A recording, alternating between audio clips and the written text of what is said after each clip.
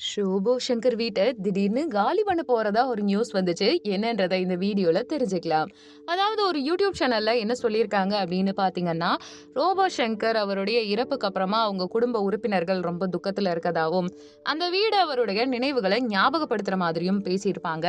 அது மட்டும் இல்லாம அவருடைய வீடுன்றதை தாண்டி அந்த வீட்ல அவருடைய இமோஷன்ஸ் நிறைய இருக்கு, அவருடைய வாசம் இருக்கும், அவருடைய குரல் கேட்கும்.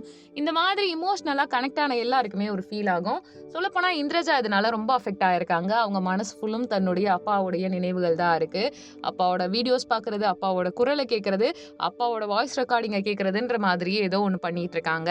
"என் கூட பேசுப்பா, நான் தனியா இருக்கேன்ப்பா, முன்னாடிலாம் சிரிக்க வைப்பேன்லப்பா, தயவு செஞ்சு வாப்பா" அப்படின்ட்டு ரொம்ப இமோஷனலா அஃபெக்ட் ஆயிருப்பாங்க போல.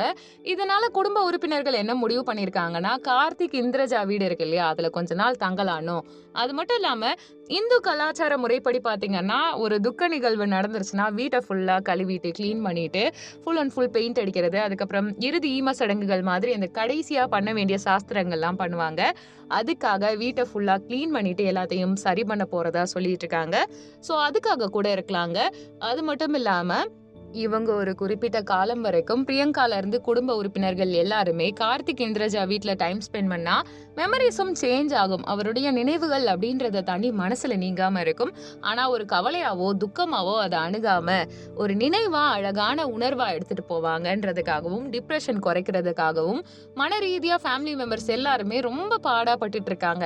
ஏன்னா கண்ணு முன்னாடி சிரிச்சிட்டு இருந்த நபர், 2 நாளுக்கு முன்னாடி பாசமா பேசின நபர், ஷூட்டிங்க்கு போறேன்னு சொன்னவர், ஷூட்டிங் ஸ்பாட்டை விட்டு வரல, வந்தா ஹாஸ்பிட்டல்ல இருக்காரு. அது மட்டும் இல்லாம ஷூட்டிங் ஸ்பாட்ல நடக்கிறது எல்லாத்தையுமே டெய்லி சொல்ற ஒரு ஆளு அன்னைக்கு பேசல, ஹாஸ்பிட்டல்ல சிவியரா இருக்காரு, சரியாயிட்டு வருவாருன்னு நம்பிக்கை குடும்பமே கொடுத்திருக்கும் பொழுது அவர் இப்படி இறந்து போனதை குடும்ப உறுப்பினர்களால தாங்கிக்க முடியல. நீங்க இதை பத்தி என்ன நினைக்கிறீங்கன்றத கமெண்ட் பண்ணுங்க. நம்ம சேனலை லைக் பண்ணுங்க, ஷேர் பண்ணுங்க, சப்ஸ்கிரைப் பண்ணுங்க, பெல் ஐக்கானை கிளிக் பண்ணுங்க.